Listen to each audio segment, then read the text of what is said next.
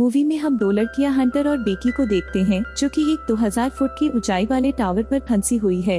ये लोग इस बड़े से टावर पर कैसे पहुंचे, इन लोगों का आगे क्या होगा, क्या कोई इतने बड़े टावर पर इन लोगों की हेल्प कर पाएगा, ये सब देखने के लिए मूवी को एंड तक जरूर देखना, तभी आप लोगों को पूरी स्टोरी पता चल पाएगी।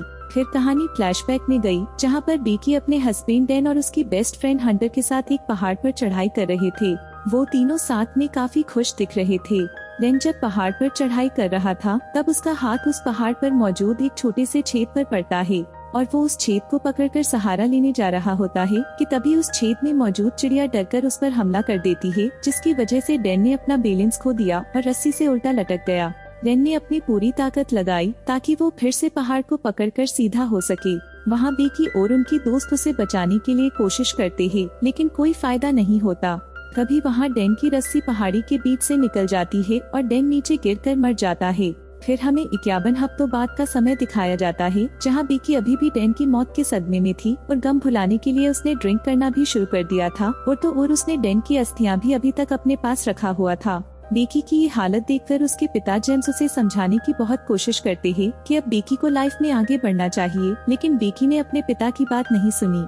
ये सब देख के बेकी के पिता बेकी के क्लोज फ्रेंड हंटर को उसे समझाने को लिए बुलाते हैं और अगले दिन ही हंटर बेकी से मिलने आ जाती है। दरअसल वो वही फ्रेंड होती है जिसको हमने पहाड़ी पे चढ़ते समय देखा था। फिर हंटर बेकी को एक बड़े से 2000 फीट ऊंचे टीवी टावर पर चढ़ने का प्लान बताती है और बेकी को भी उसके साथ चलने के लिए कहती है और कहती है कि तुम उस बड़े से टावर पर चढ़कर डैन की अस्थियों की राख को हवा में फेंक देना, जिससे डैन को खुशी होगी, उसे शांति मिलेगी और साथ में वो उनके पुराने दिनों वाले एडवेंचर को भी फिर से जी सके।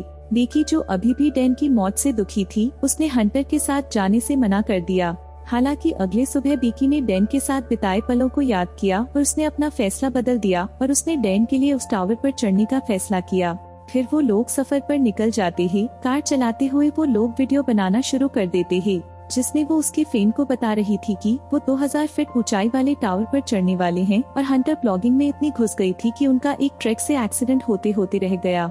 थोड़ी देर बाद वो दोनों टावर के नजदीक पहुंचते हैं, लेकिन टावर की तरफ जाने का दरवाजा बंद था जिस पर डेंजर का साइन लगा हुआ था। तब उन दोनों ने उनकी कार को वहीं छोड़कर पैदल टावर तक जाने का फैसला किया। जब वो टावर की तरफ जा रहे थे तब उन्होंने वहाँ पर गिद्धों के झुंड को देखा जो कि मरे हुए जानवरों का मांस खा रहे थे। उस बीच हंटर मरे हुए जानवरों की पिक्चर्स को भी सोशल मीडिया पर पोस्ट किया, जिन पर थोड़ी ही देर में ढेर सारे लाइक्स आ गए। आखिर में वो लोग जब टावर तक पहुंच गए तभी बेकी को पुरानी बातें याद आ गई और चढ़ाई से डरने लगी। बेकी ने टावर पर चढ़ने से हार मान ली, लेकिन हंटर ने बेकी को उसके डर का सामना करने के लिए कहा। फिर हंटर ने उसकी रस्सी को बेकी की रस्सी से कनेक्ट की और वो टावर के अंदर की तरफ लगी सीढ़ी पर चढ़ाई करना शुरू कर दिया। धीरे धीरे ऊपर चढ़ना शुरू कर देते हैं। बेकी का डर ज्यादा होता है क्योंकि उसे पता है कि ये लोहा जिससे टावर बना है वो बहुत पुराना है। उसकी आवाज उसे लगातार आ रही होती है और धीरे धीरे वो भी हंटर के पीछे ऊपर चढ़ रही होती है और जब ये आधे टावर तक पहुंच जाते हैं तो इन्हें एहसास होता है कि यहाँ पर हवाएं बहुत तेज है। इन लोगों ने लगभग पूरे 1000 फीट की दूरी तय कर ली थी। इससे आगे की चढ़ाई शुरू कर देते हैं और जब बेकी नीचे देखती है तो उसे डर लगना शुरू हो जाता है क्योंकि उसने पिछले 1 साल से रॉक क्लाइंबिंग नहीं की थी। लगातार ऊपर चढ़ते हुए अब ये टॉप तक पहुंचने वाले होते हैं और जब बेकी सीढ़ी पर पैर रखती है तब वहां से एक स्क्रू गिर जाता है जिसके बारे में इन्हें पता नहीं चलता। अभी दोनों के दोनों 2000 फीट यानी कि टावर के ऊपर तक पहुँच चुके हैं, जहाँ से इन्हें पूरा शहर अलग दिख रहा होता है। इतनी हाइट पर चढ़ने के बाद, एक मंजिल को अचीव करने के बाद अब बेकी भी खुश लग रही थी। ये दोनों के दोनों यहाँ पर एंजॉय करते हैं, बहुत सारी फोटोज क्लिक करते हैं। साथ ही हंटर अपने साथ ड्रोन कैमरा यहाँ पर लाई होती है, उससे वो अपनी वीडियोज भी बनाती है ताकि वो सोशल मीडिया पर अपलोड कर सकें। हंटर इतनी खुश होती है कि वो टावर से लटक जाती है और बेकी को उसकी फोटोज क्लिक करने को कहती है। इसके बाद वो बेकी को भी ऐसा करने को कहती है। बेकी भी उसके कहने पर ऐसा करती है और हंटर भी उसकी फोटोज खींचती है। इसके बाद बेकी डैन की राख को यहाँ से हवा में उड़ा देती है जिससे उसे खुशी मिलती है। ये दोनों की दोनों बहुत भावुक हो जाते हैं। इसके बाद बेकी फाइनली अपनी जिंदगी की एक बार फिर से शुरुआत करती है। अब ये दोनों के दोनों अपना सामान पैक करके नीचे जाने की तैयारी करते हैं। सबसे पहले बेकी उतरने जाती है, पर पहले जो स्क्रू निकल गया था इसकी वजह से उस जगह से सीढ़ी टूट जाती है और बेकी हवा में लटक जाती है, पर रस्सी की वजह से वो जमीन पर नहीं गिरती, जिसके बाद हंटर उसे वापस ऊपर खींच लेती है। लेकिन बेकी के पास जो बैग था जिसके अंदर इनके खाने पीने की चीजें थी वो नीचे डिश पर अटक जाती है, जहाँ तक बिना सहारे के पहुँचना लगभग पूरी तरह से नामुमकिन है। ये अपने मोबाइल्स को भी चेक करते हैं, लेकिन यहाँ पर इतनी ऊंचाई पर कवरेज नहीं होता, यानी कि दोनों की दोनों अब 2000 फीट की ऊंचाई पर फंस चुके हैं। यहाँ दूर दूर तक कोई भी नहीं होता, अगर कोई हुआ भी तो इतनी ऊंचाई से इनकी आवाज नहीं सुन सकता। टावर के ऊपर एक बॉक्स होता है जिसके अंदर एक फ्लेयर गन और एक दूरबीन होती है, और दिन में फ्लेयर गन का इस्तेमाल करने का कोई भी मतलब नहीं है, क्योंकि फ्लेयर गन को दिन में कोई नहीं देखेगा। ये लोग दूरबीन से देखते हैं तो सामने इन्हें एक गाड़ी देखती है, लेकिन वो लोग इन्हें इतनी ऊंचाई पर नहीं देख सकते हैं, ना इनकी आवाज सुन सकते हैं।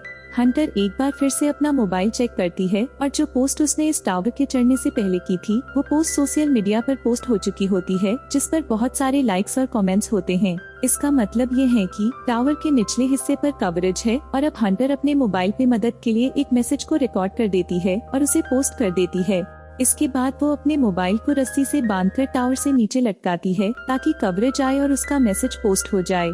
लेकिन बहुत देर तक वेट करने के बाद भी ऐसा नहीं होता, और अब हंटर अपने मोबाइल को अपने जूते के अंदर अच्छे से रखती है ताकि वहाँ से नीचे फेंकने पर मोबाइल टूटे नहीं और मैसेज पोस्ट हो जाए और इनकी मदद के लिए कोई आए। इसके बाद वो जूते को ऊपर से नीचे फेंक देती है।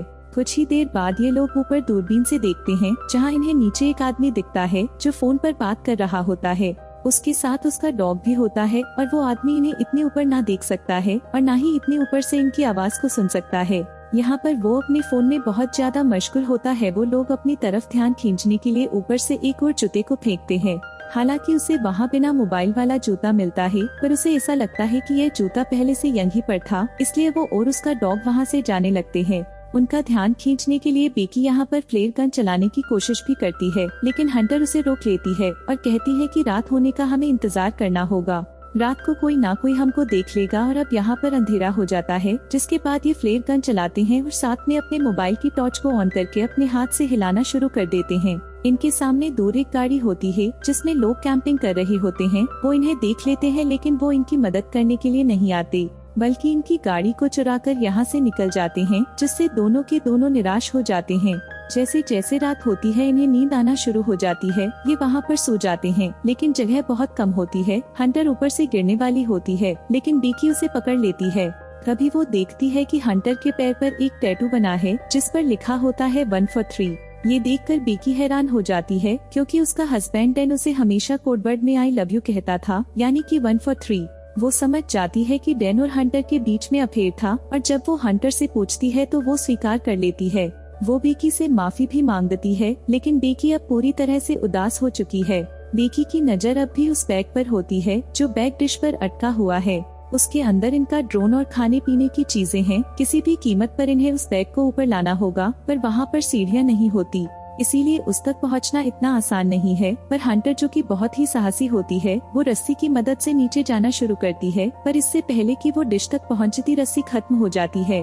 हंटर जंप लगाकर डिश तक पहुंच जाती है। अब उसके पास बैग है, लेकिन रस्सी उससे दूर होती है।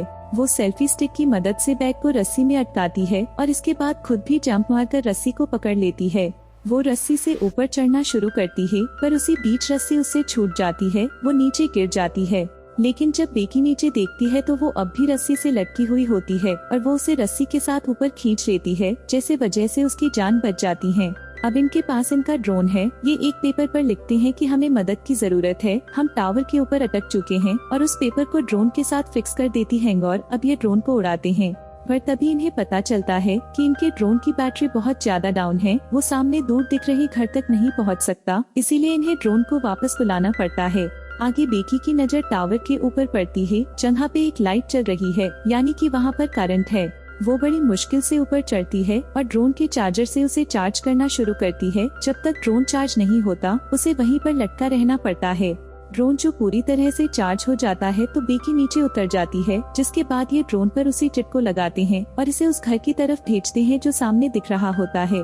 पर इससे पहले कि वो घर तक पहुंचता, वो एक गाड़ी से टकरा जाता है, जिससे इनकी आखिरी उम्मीद भी टूट जाती है। अब ये नहीं बच पाएंगे इस उम्मीद के साथ, ये और ज्यादा निराश हो जाते हैं। यहाँ पर बेकी की हालत बहुत ज्यादा खराब हो चुकी है। वो हंटर से कहती है कि तुम मुझे अपना जूता दो, मैं एक बार फिर से मोबाइल पर मैसेज करके अपने डैड को सेंड करती हूँ।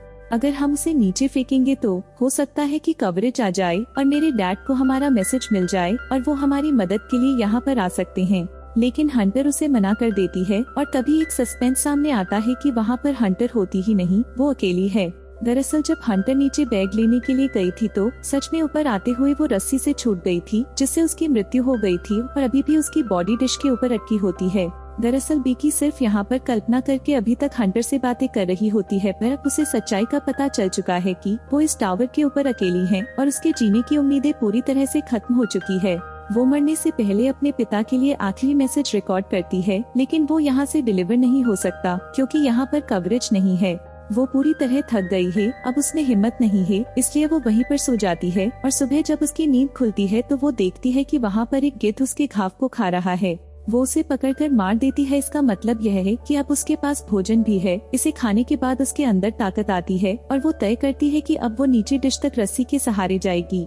जहाँ पर उसकी दोस्त हंटर की बॉडी है, बड़ी मुश्किल से वो रस्सी से नीचे उतरती है और हंटर की बॉडी तक यानी कि डिश तक पहुँच जाती है, जिसके बाद वह हंटर के जूते के अंदर अपने मोबाइल को रखती है और उसे हंटर की बॉडी के साथ बांध देती है। वो हंटर को सॉरी कहती है और इसके बाद वो हंटर की बॉडी को जूते के साथ नीचे फेंक देती है ताकि मोबाइल डिस्ट्रॉय ना हो। दरअसल पिछली बार जब इन्होंने जूते के साथ मोबाइल को नीचे फेंका था तो वो डिस्ट्रॉय हो गया था, जिससे वजह से इनका मैसेज कभी डिलीवर हुआ ही नहीं। लेकिन इस बार उसने बॉडी के साथ जूते के अंदर मोबाइल को डालकर नीचे फेंका है तो वो पूरी तरह से सुरक्षित रहेगा। एक बार फिर से रात हो जाती है और बेकी के फादर यहाँ पर आ जाते हैं। वो देखते हैं कि टावर के आसपास भीड़ है और वहाँ पर डेड बॉडी है जिसे पुलिस ले जा रही है। ये देखकर वो पूरी तरह से टूट जाते हैं। तभी पीछे से एक आवाज आती है जो कि उसकी बेटी बेकी की होती है। उसके साथ डॉक्टर्स भी होते हैं और वो ठीक लग रही होती है। वो अपने डेड को गले से लगा लेती है और इस तरह से बेकी की जान बच जाती है।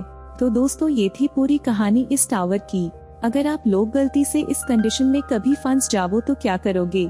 इसका आंसर कमेंट करके जरूर बताना और हमारी चैनल को सब्सक्राइब एंड लाइक जरूर करना।